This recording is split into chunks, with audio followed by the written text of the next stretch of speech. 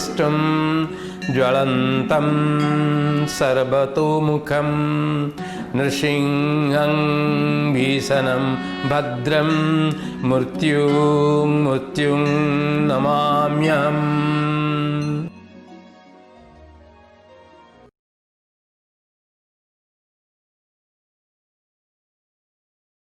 Students, we have discussed how this attempt was made to find out the constituents present inside the atom.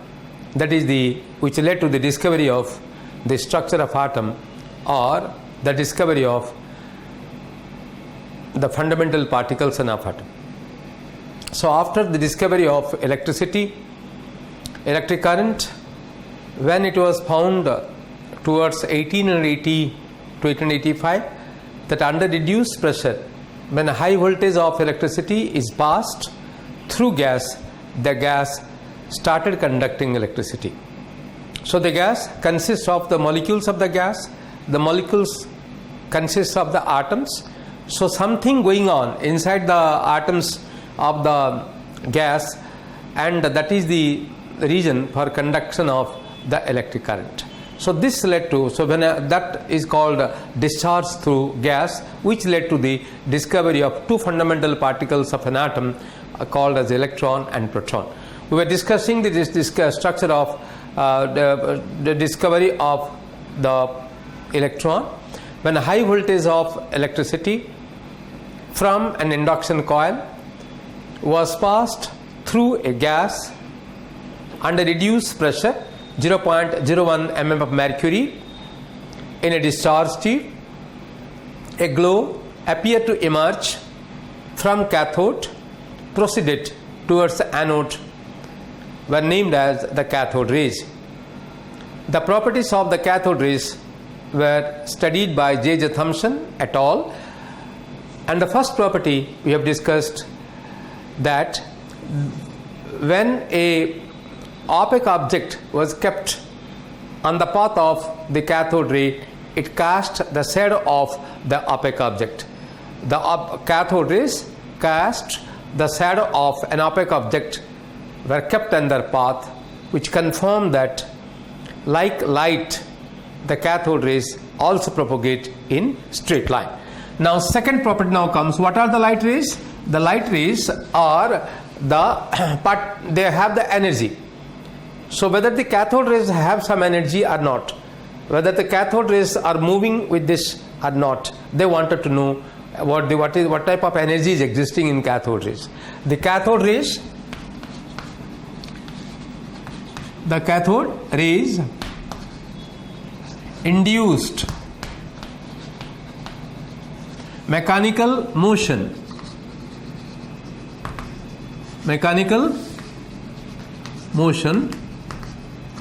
to a thin mica paddle when they strike. So when they take a mica paddle wheel, they take the wheel and kept in mica, made up of mica, which is very thin, and kept on the path of the cathode ray, the mica started moving. That means what? It has the blades just like a fan. Suppose that there is no electric current and the fan is hanging in a platform, and now there is a wind. The fan will started moving. Why? Now the air molecules, they come and strike on the blades of the fan, hence they make it move. So here also same thing happened. When the mica pedal was kept on the path of the cathode rays, these mica pedals started moving with very high speed. So this concludes that the cathode rays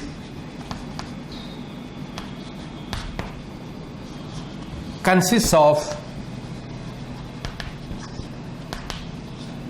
material particles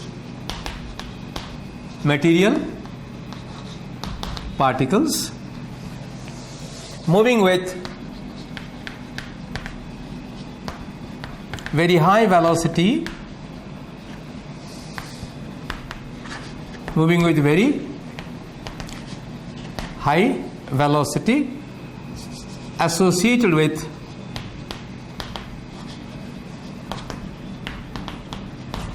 a large amount of kinetic energy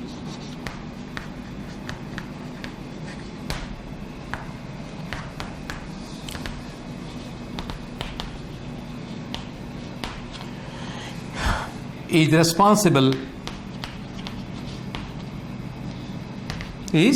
responsible for the mechanical motion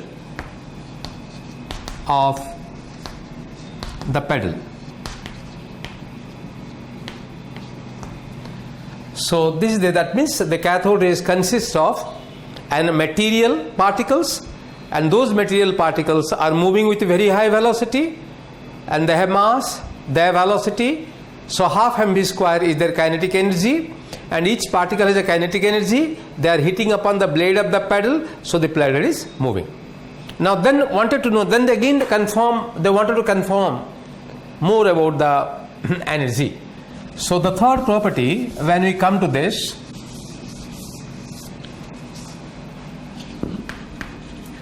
they heated up a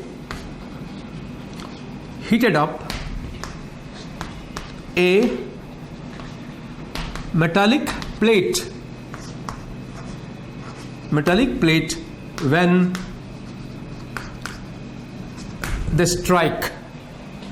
they strike. So on the path of the cathode ray, a metal plate was kept, and that metal plate got heated. Suppose you have a hand, I have my palm, and I have another palm like this, nothing happens. But the moment I started moving these two palms, my palms get warm. That means exactly same thing. The cathode ray, the metallic plate is there, the cathode ray come, they heat. So they are moving with a large amount of kinetic energy. The moment they hit upon the plate, the kinetic energy becomes zero. So energy cannot be created or destroyed. So this kinetic energy is now transforming into heat energy. Hence the metallic plate is getting heated. So hence the cathode rays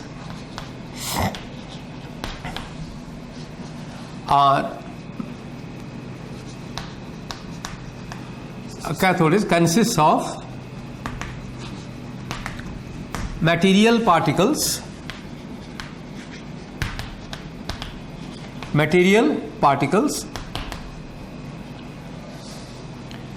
moving with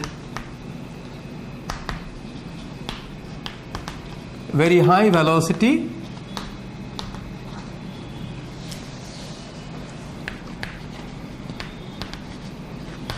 and associated with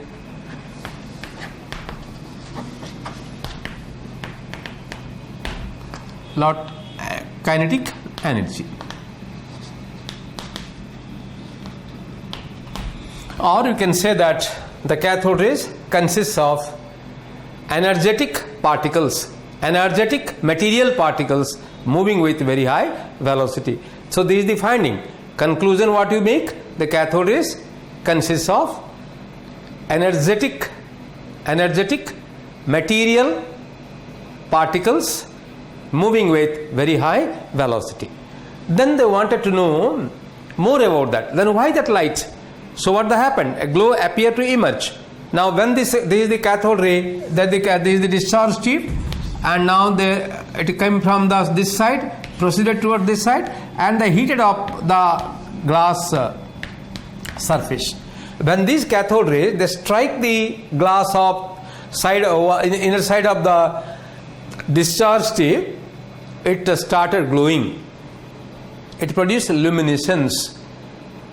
They produce luminescence, and that is called scintillation. Just if you have suppose you have a truck, and in a truck rods are there, and the rods are hanging, and the rods are, while moving, the truck is moving, the rods which are hanging are touching frequently the road, When the touch frequently the road, you get a spangle of fire, you get a sparks of fire. So why? Now because the moment the rod comes and touches the road, its kinetic energy becomes zero. So it forms into light energy. So here also the same thing happened. So these cathode rays, when they come from the cathode and they hit upon the glass wall, they produced bright light, and the bright light is called scintillation. The bright light is called as scintillation. So that means again it is confirming that these cathode rays are energetic particles. So the next, they produced scintillation, and they produce scintillation when they strike the glass walls of the discharge tip. Again, it is a confirmation about the energetic particles. Then they wanted to know more about it. So what they did, they took zinc sulfide. Zinc sulfide is salt, because at that time the other side of the world, another research was going on, radioactivity. Henry Becquerel, he discovered radioactivity. The uranium, the neptunium, these some elements, they are producing energetic rays, and those rays are different, totally different from the solar radiation. Hence the properties were studied. So at that time they took a zinc sulfide and kept on the path of those rays, and zinc sulfide observed those rays and started glowing in the dark. And they wanted to do the same experiment here also. So the next property, they produced or they induced phosphorescence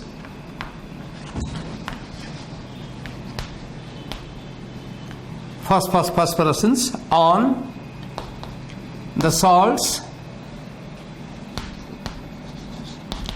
like zinc sulfide. What is phosphorescence? Glowing in dark. If anything that glows in dark is called phosphorescence.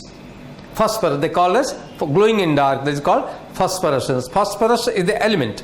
That element is producing phosphorus pentoxide.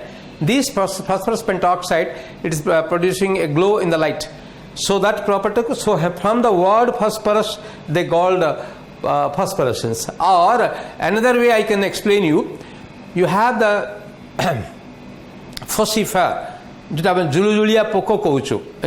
generally in the light and the dark night, there are some flies, they are moving in the atmosphere. While they move, they produce some light.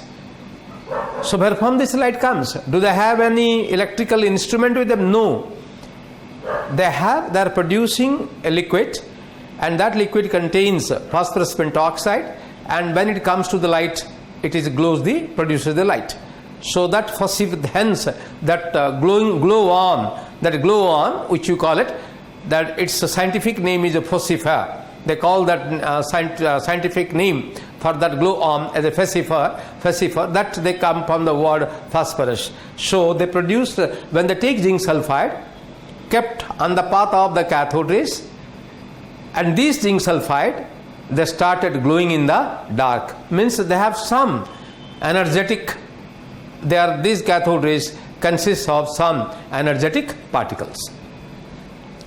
Then they wanted to know, at that time, during that time, X-ray was discovered. How the X-ray was discovered? This cathode ray, when strike the metallic plate, they produced an energetic electromagnetic radiation called cathode rays, called X-rays. This was discovered by the Ranjan. So the Ranjan took this cathode rays, and he kept a metallic plate like this, metallic plate, tungsten metal taken, and the cathode ray was allowed to strike the metal, and they got a energetic radiation, a new type of radiation which has the property of penetrating the metals which has the property of penetrating the metals, penetrating the surface, and those are called as X-ray. Why it was called X-ray? Because the cathode ray name was given relating to cathode. Solar ray gave sun, solar ray, and a new ray coming from the metal, an unknown, that is an unknown ray. X is a letter which explains unknown.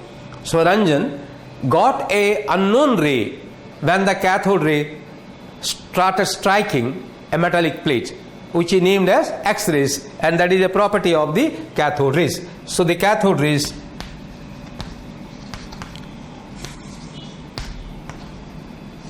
produced X-rays when they strike metallic anode. When they take the tungsten, the metal, and this cathode ray they strike, the cathode rays produced a electromagnetic radiation which has the power of penetrating the metals, and that was called the discovery of X-ray, and so that is the property of this cathode rays. Then question comes, then atom is electrically neutral. So these rays is coming because of from the gas, and the gas consists of the atoms. So these particles, energetic particles, which are responsible for this cathode rays, these the properties. Hence they wanted to know whether these particles are positively charged or negatively charged. They wanted to know. Then they want to know radiation. It is a radiation. So what is radiation? What happens when you take a sunlight, take a photographic plate and keep this photographic plate in front of the sun rays or any type of radiation, the photographic plate gets exposed. Here also they want to carry out the same experiment, because this is a ray. They took a photographic plate and kept in front of the cathode ray, and they found the photographic plates were exposed. So they wanted to confirm here they are also energetic radiations. So these cathode rays are energetic radiations like light. So the next property we say that cathode rays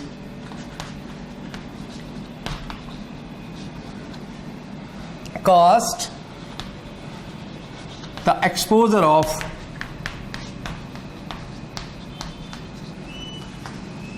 photographic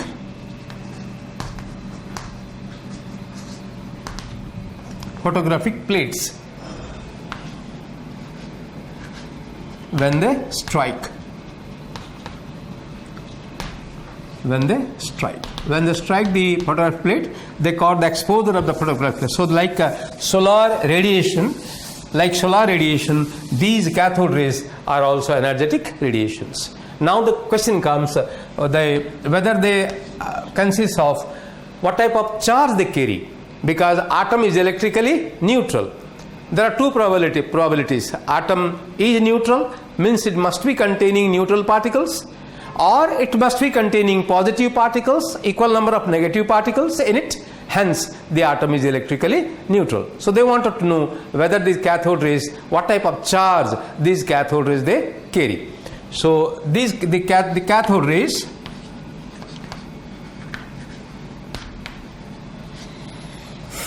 were deflected by magnetic field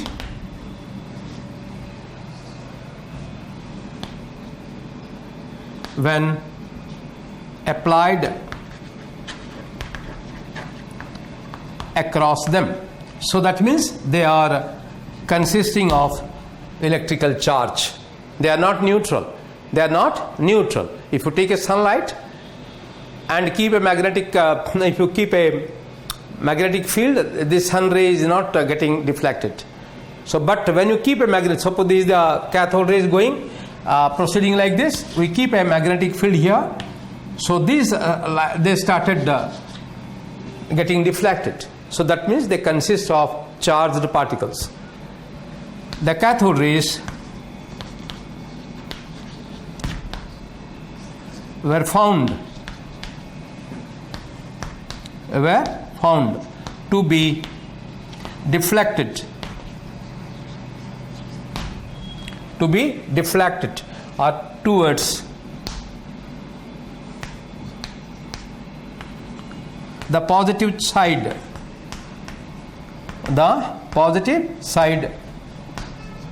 of an electrical field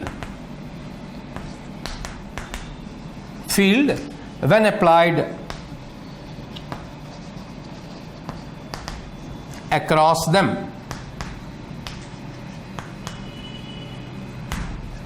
What is this? Suppose this is the cathode ray is moving like this. This is the movement of the cathode ray.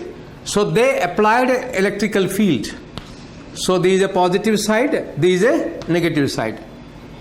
So these cathode rays were deflected towards the positive side of the electrical field.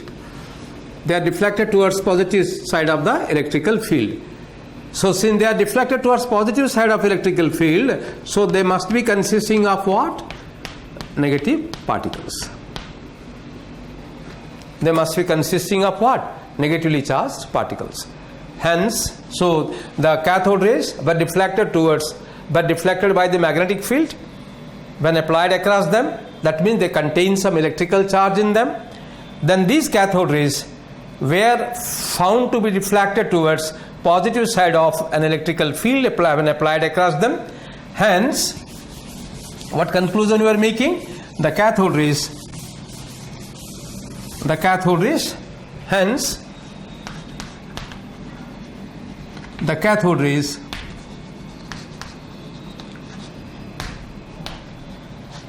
consists of a stream of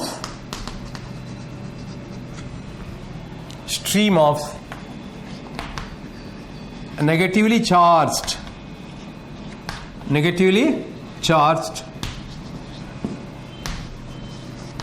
energetic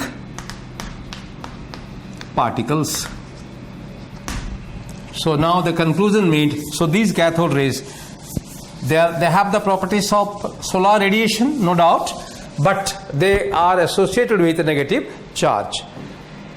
So these negatively charged particles,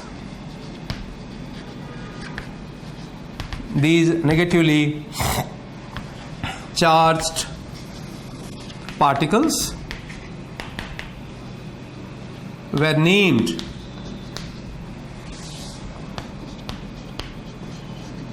as electron by Stoney. Stoney was the scientist. He named them as electron. He called them, let us call them as electron.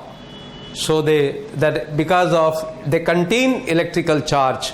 At that time, till that moment, the presence of electrical charge, and then was not known.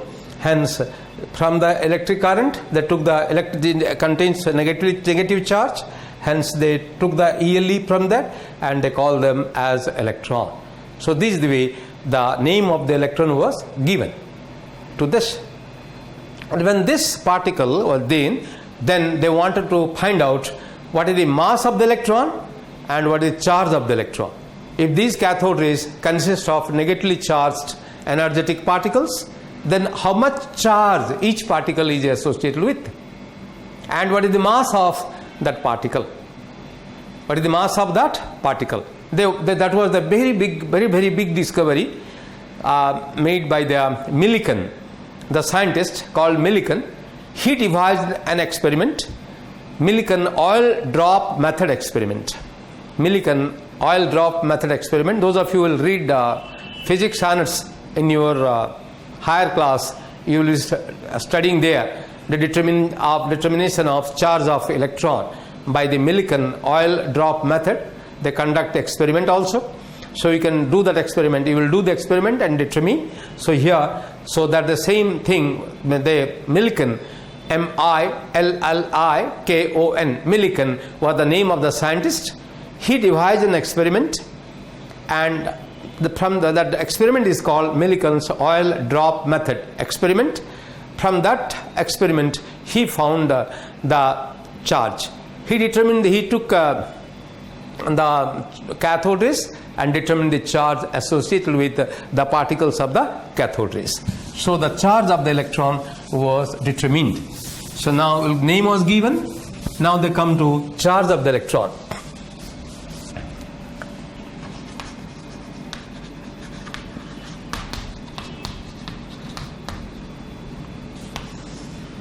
The charge of the electron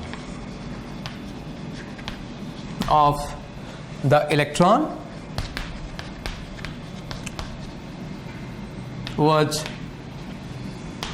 experimentally determined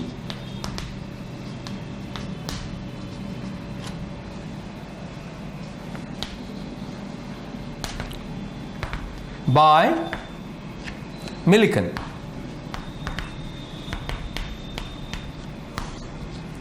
From his experiment,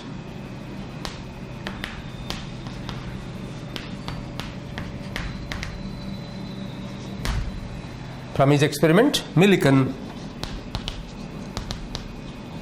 oil drop method. That's the experiment called. From his experiment, he found the charge. That the charge of the electron is symbol is E. They took the charge, write the symbol general E. So charge of electron was found to be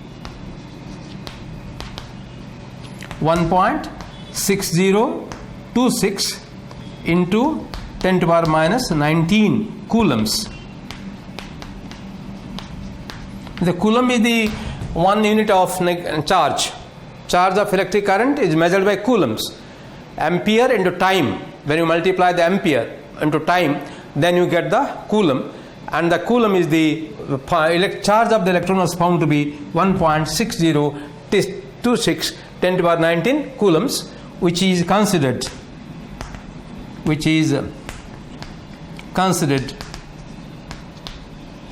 1 unit of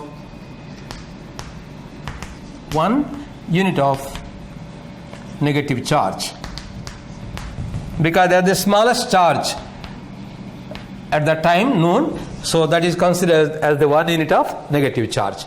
So that is the reason. So the charge of the electron was found to be 1.6026 in 10 to the power minus 19 coulombs, and that is the smallest charge at that time known.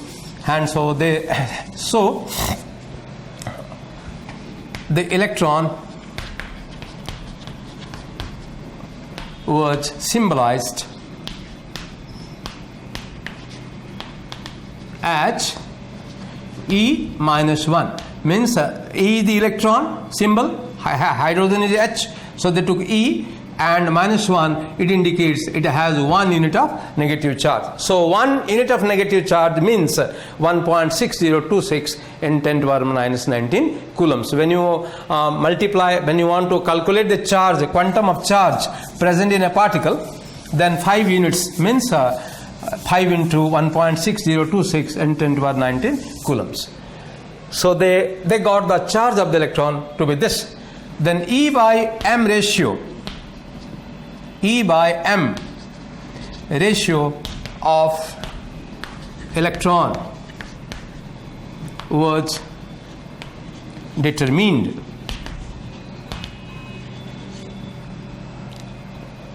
E means charge by mass.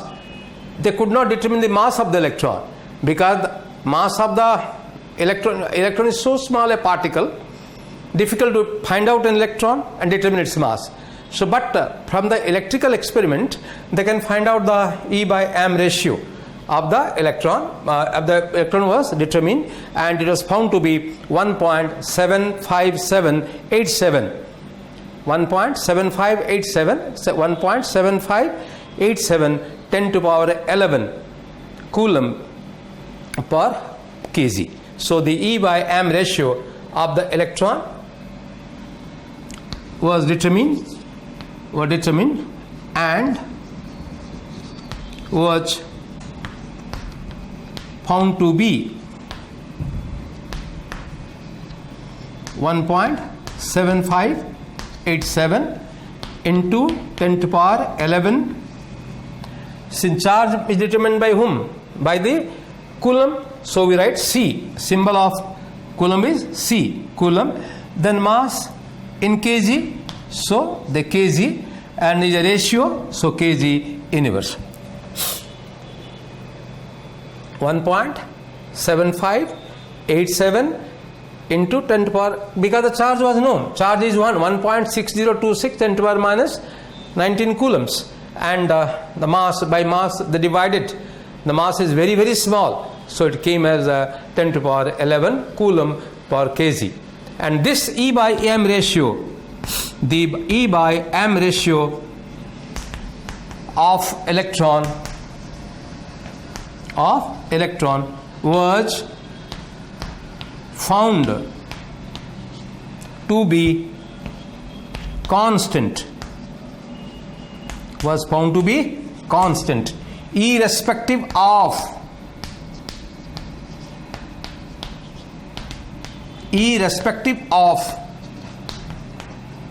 the material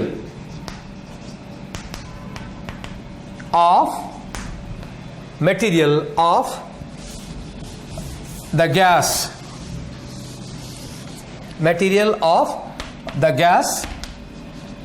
and electrodes. Very important sentence, please keep in mind. The E by M ratio of electron was found to be constant irrespective of material of the gas and electrodes taken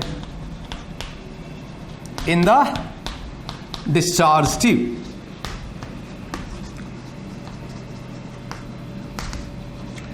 You take hydrogen and determine the charge of the electron and E by M ratio of electron. Then they took hydrogen, then they took nitrogen, then they took oxygen, they took different gas. They found charge of electron was found to be same and E by M ratio was found to be same. That means all gas contain, all the atoms of different gas contain same type of particle, or electrons present in atoms of different gas are identical in their charge.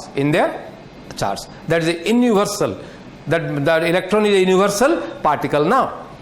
Then they determine then they took somebody may say that electrodes, they took different electrodes. They took platinum electrode and conducted the experiment.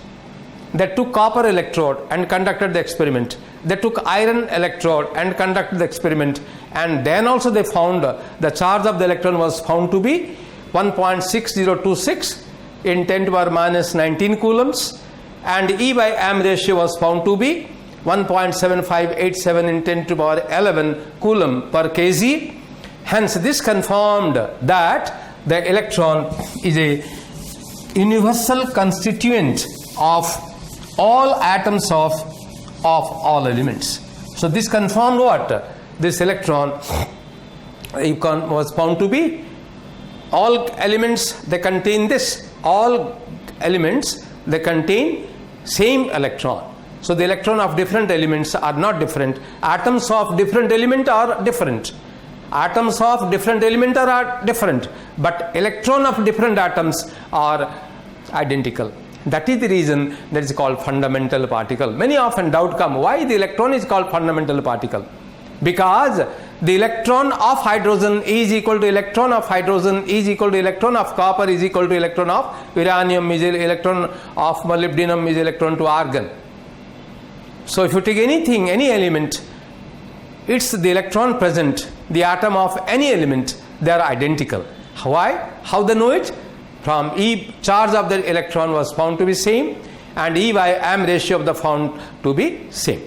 So that confirmed that thus this electron is a universal constituent of atoms of different elements. Universal constituent means that is any atom you take, any atom of any element we take, will find this electron is present, and electron of different atoms are identical. Atoms of different elements are different, but electrons of different atoms are identical. Then the mass of electron.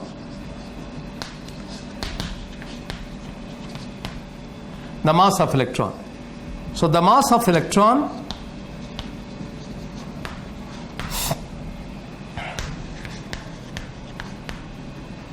was calculated. How? As what? Mass of the electron is calculated. How they calculate this? M is equal to what? E by M. If we know the charge of the electron was experimentally determined, and E by M was experimentally determined. If you divide them, then it comes what? M is equal to E. They know this E. They know this. So E of the electron is 1.6026 into 10 to the power minus 19 coulombs, and E by M ratio was found to be 1.7587 in 10 to the power 11 coulomb kg. So this came to 9.1091 into 10 to the power minus 31 kg.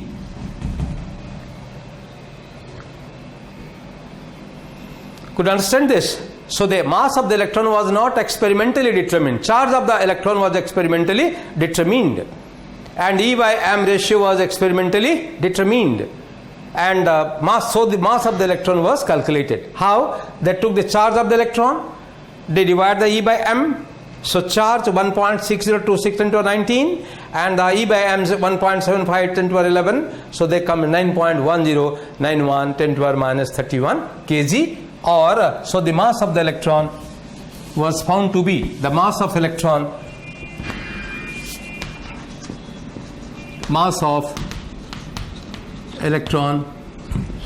was determined to be what? 9.1091 into 10 to the power minus 31 kg, or that is 9.1091 into 10 to the power minus 28 grams, if you put in gram. And if you want to put it in AMU, atomic mass unit, that comes to 0.000547 AMU, atomic mass unit. So this mass is negligible. Why? The hydrogen has the smallest possible mass, 1.008 AMU. Now its mass is how much? 0.0005487 AMU. So the mass of electron, so the mass of electron was found to be 1/1837 times of mass of hydrogen atom.